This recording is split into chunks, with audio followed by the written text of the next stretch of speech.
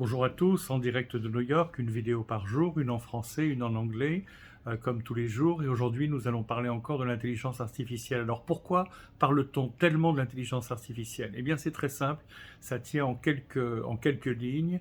McKinsey, qui est le plus grand cabinet de recherche en marketing et stratégie management et financière du monde, McKinsey donc a sorti une étude il y a quelques semaines dans laquelle ils expliquent que 50% des jobs dans le monde, je dis bien 50% des jobs dans le monde, pourront être remplacés et seront remplacés par l'intelligence artificielle. C'est-à-dire ils seront automatisés et on n'a plus besoin de l'intelligence artificielle, on n'a plus besoin grâce à l'intelligence artificielle ou à cause de l'intelligence artificielle, on n'a plus besoin de ces jobs. Il suffit de regarder autour de vous, d'être un tout petit peu curieux. Je vois dans notre immeuble à New York, on a plusieurs sociétés, des grandes, des petites. On a des Amazon, on a des Google et d'autres, etc., qui licencient du personnel, donc dans la tech. On a aussi des entreprises de communication. Par exemple, à l'étage du dessous, il y a une entreprise de communication qui avait 10 personnes. Ben maintenant, ils en ont plus que 4. C'est-à-dire qu'ils en ont viré 6 sur 10. Pourquoi? Parce que la plupart des tâches de communication aujourd'hui sont faites avec de l'intelligence artificielle, des logiciels spécialisés.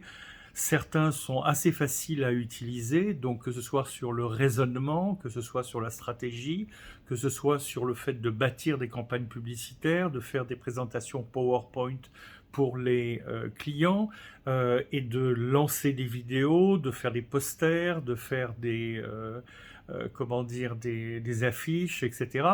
Tout ça est maintenant fait par l'intelligence artificielle. Donc, 60% de cette entreprise a vu sa main-d'œuvre, la main-d'œuvre de 60% de cette entreprise a disparu, ce qui est complètement colossal. Mais ce n'est pas un cas isolé, ce sont des millions et des millions d'entreprises qui vivent cela. Et quand on est chef d'entreprise, on fait ses comptes, on s'aperçoit qu'effectivement, le fait d'avoir l'intelligence artificielle et de supprimer des emplois ou de ne pas en créer, ben, ça fait gagner de l'argent en termes de salaire, ça c'est intuitif, mais aussi de charges sociales, de taxes et aussi d'espace de bureau. C'est-à-dire que l'entreprise en question du dessous, toujours pour reprendre le même exemple, avait donc 10 personnes. Sur 10 personnes, elle avait 3 bureaux. Ben maintenant, il n'y a plus qu'un bureau avec 4 personnes et elle gagne 2 bureaux pour lesquels elle ne paye plus de loyer.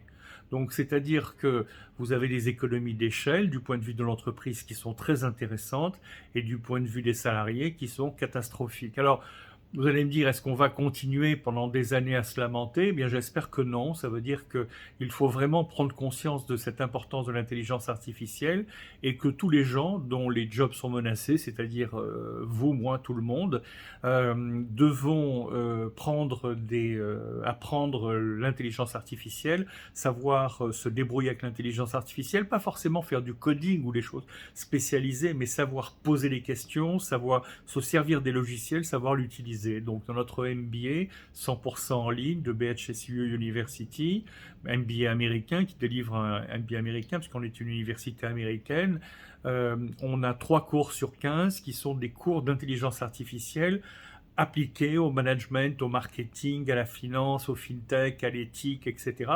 Et donc, c'est quelque chose qui est vraiment très, très intéressant pour augmenter ses chances de garder son emploi et augmenter ses chances d'en trouver, si besoin est, un plus qualifié et beaucoup mieux payé. Merci de votre attention et à demain.